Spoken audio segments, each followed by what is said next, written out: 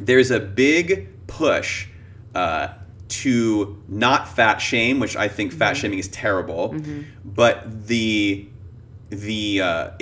goes a step further. So I think it was Chelsea Handler did a whole thing about it. There was a very overweight woman on the cover of something like Vogue, and the idea was not just you're good as who you are, you're beautiful the way you are, but it's healthy to be overweight. You know, and that as a medical doctor concerns me for men and women, because I definitely don't think we should fat shame. I've struggled with my weight my whole life, never to the level of what I would say was BDD, but I like to wear baggy clothes because I've always been heavy. I was told in high school nobody would ever love me because I was fat, by a girl that I worked up my nerve to ask out for a long time. That was a big slap in the face. It still is in my head, even though, you know, I'm married and I've been, like you, I was married once before and I've had girlfriends. But, you know, there's still that double standard there that I think is interesting. But then it's, medically speaking, it's false to say it's healthy. I like the idea mentally of saying love yourself at whatever size you are, but to say, oh, it's fine. Right. I don't know. What say you? Well, I would agree with that because I want people to be around and live their best life, right? I mean, and this would be more up your alley, right? But as far as any time that there's higher weight issues going on, many kinds of health issues come up from that, right? So I think the biggest thing is, because all bodies are all different shapes and sizes, and so I think it's making sure, I don't know, I guess my plug would be making sure you're going to your annual checkups and making sure you're getting your blood tests run, and like, are you healthy to be around the longest you can, right? For those people in your life. I don't know. Because again, there's that person that in me that's like 100% agrees with you. But also I want people to find love for their body and compassion for their body, no matter how it looks.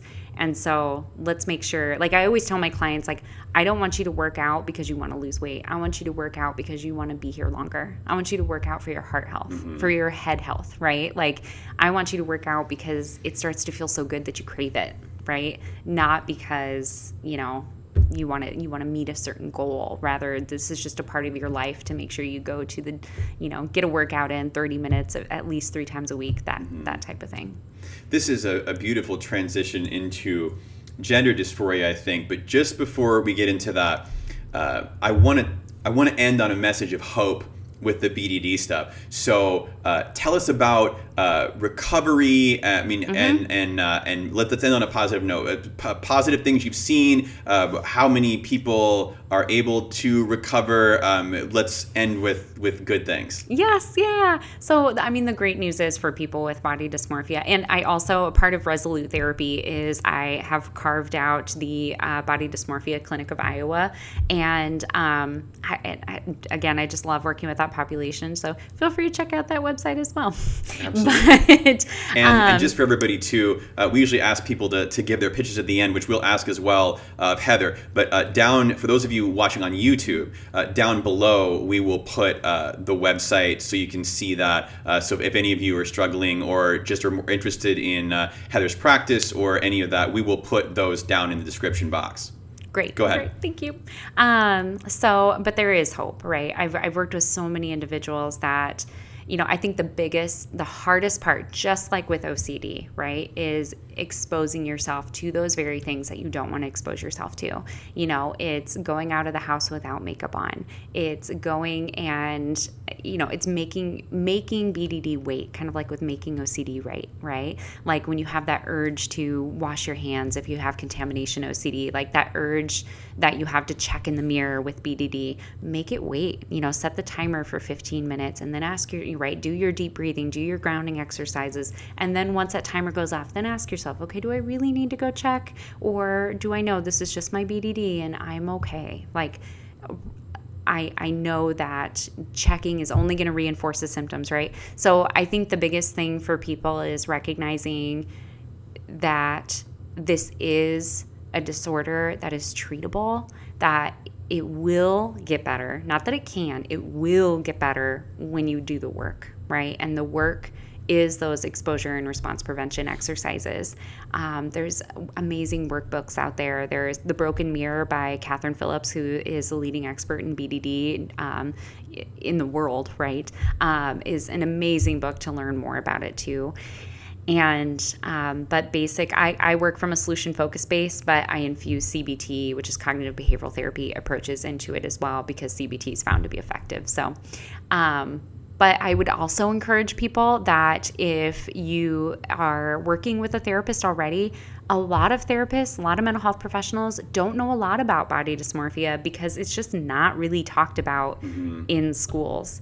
I went to this wonderful training once it was looking at OCD, right? And it was OCD in the family system and how you could work with the whole family to help treat that individual. And knowing that BDD is just the other side of the coin, right? Same coin, just opposite sides for OCD and BDD. And I got so excited thinking like, oh, I bet they're going to cover stuff about BDD. How could they not, right? They literally brushed over it. I never forget the speaker saying, oh, and then there's body dysmorphia, which is like really difficult to treat, and then went on. Wow. And just covered multitudes of forms of OCD, not that. And so I think that the knowledge about it isn't out there. And so if, to advocate for yourself, because it is your therapist's job. It is not your job to teach your therapist about these maladies, right? It is the therapist's job to learn about it and to better support you. And so say like, hey, there's this book that I would love for you to look into, or hey, there's this bddfoundation.org website. Please look at this information. Yeah. I think this is what I'm struggling with. So Well, and I certainly have learned a lot today. And on that note, I will say that I learn from patients all the time. Patients really are their own best advocates. Yeah. We get really busy, which is not a great excuse, but there's only so much you can know about different things. And it's not uncommon for someone to say to me, hey, what do you know about this? And have you thought about this? And, here's a thing you can read. And so I would echo that. Definitely, if you have a question, bring it up. Yeah, absolutely.